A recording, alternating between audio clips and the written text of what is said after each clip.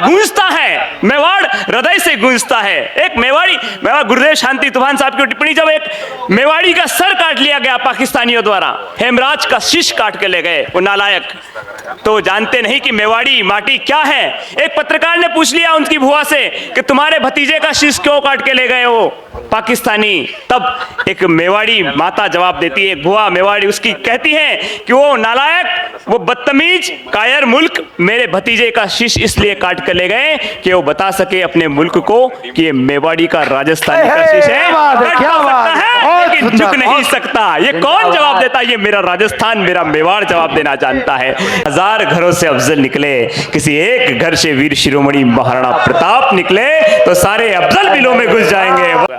मैं हल्दी घाटी कवि सम्मेलन में 2-3 साल पहले जब आया, मुझे अच्छा लगा कि ये हमारे साथ ही उधर से कवि सम्मेलन के दौर से आ रहे थे।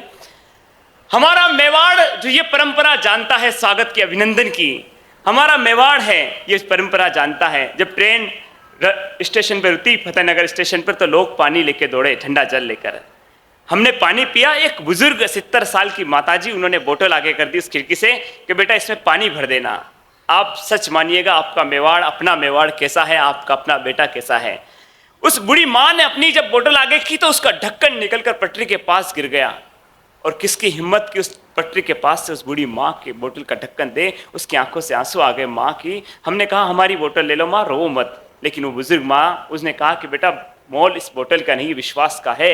जब अपने घर से निकली अपनी बेटी से मिलने के लिए, तो मेरे बेटे ने कहा माँ ये दुबई से मंगाई महंगी बोतल ले जाओ, पानी ठंडा रहता है। मैं जब ये बोतल लेकर निकली तो मेरी बहू ने हाथ पकड़ लिया था मेरे बेटे का कि तुम्हारी बूढ़ी माँ महंगी बोतल नहीं संभाल पाएगी, इसे मत दो।